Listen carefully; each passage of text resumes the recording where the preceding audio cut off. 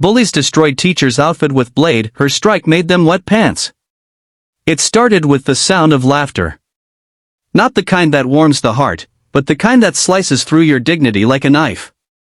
Ms. Elena Reeves froze at the front of her classroom, her fingers trembling slightly as the giggles swelled into open cackles. Her eyes darted to the floor, threads of her blouse dangled loosely, fabric sliced clean by something sharp. The air was thick, suffocating. She realized what had happened. The whispers had been right.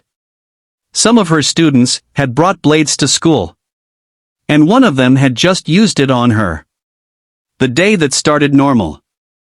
That morning, Elena had woken up determined to make her students believe in themselves. She wasn't just a teacher, she was a survivor. After losing her husband to an accident 2 years ago, teaching had been her anchor. The classroom was her battlefield, her sanctuary, her mission. But lately, things had turned dark. A small group of students, led by Kyle Rourke, a smug, restless boy with a smirk glued to his face, had made her life a living hell. They mocked her clothes, her voice, her sad widow story. Rumors spread like wildfire. She ignored it. She had to. Teachers weren't supposed to break. The cutting incident. She was halfway through explaining a literature assignment when she felt it, a sudden tug on her blouse. Then, a faint rip. She didn't react at first. But seconds later, she noticed Kyle leaning back in his chair, flicking something metallic between his fingers, a box cutter. It was subtle, calculated. A quick slash when she passed by his desk. No one was supposed to notice. But the sound of threads tearing had been enough for the class to erupt. "Nice shirt, miss," one boy snickered. "She shop at the trash can," another voice jeered. Elena's cheeks burned. Her blouse was now sliced open at the side, revealing the edge of her camisole. The laughter grew. The air felt heavy. Her pulse roared in her ears. The breaking point. Elena set her book down. Slowly. Quietly. She scanned the room, her eyes finally locking on Kyle.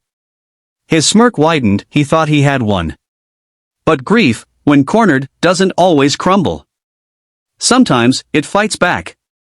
She walked toward him, each step deliberate, her heels clicking like war drums on the floor. The room went silent except for the sound of her footsteps. Kyle shifted uneasily. "You think this is funny?" she asked, voice low but steady. Yeah," Kyle snorted, but his laugh cracked halfway through. Elena leaned forward, her eyes drilling into his. "I've buried the love of my life. I've stood at a graveside in the freezing rain, with no one to hold my hand. You think a cut in my shirt scares me?" Kyle blinked, his smirk faltering. The other bullies shifted in their seats.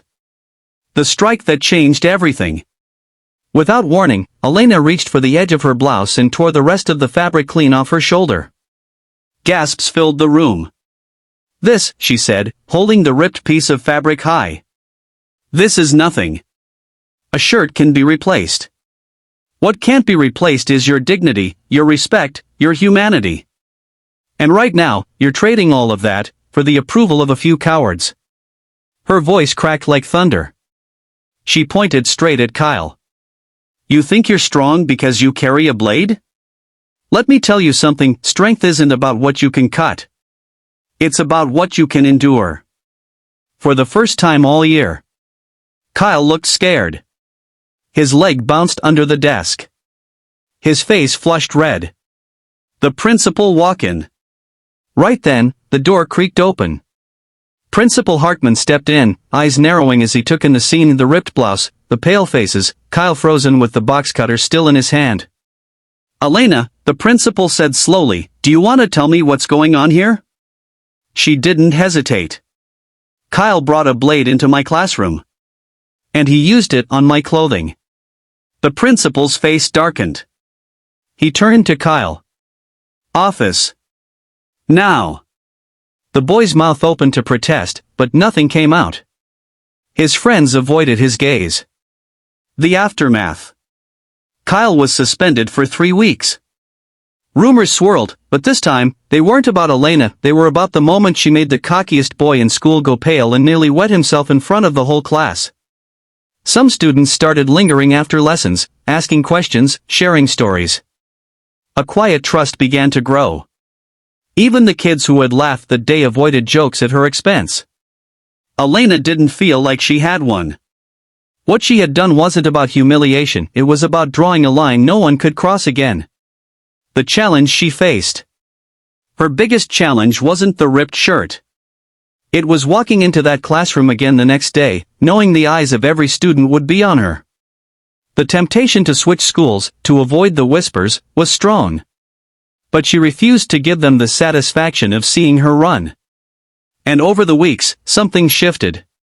She caught students defending others from smaller acts of bullying. She heard fewer snickers, more silence when someone spoke. The message.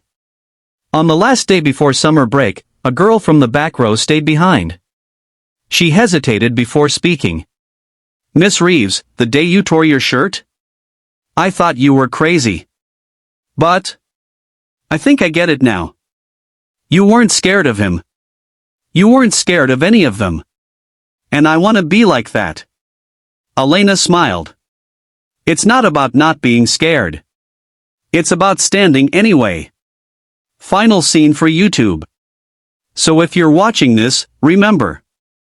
The world will try to tear you down, just like that shirt. But you are more than the things they try to cut away. True strength is about standing tall, even when you're shaking inside. If you've ever faced bullies, whether in school, at work, or in your own home, tell me your story in the comments. Your words might give someone else the courage to fight back. This is Be Kind Always, reminding you. Kindness isn't weakness. It's the sharpest weapon you'll ever carry.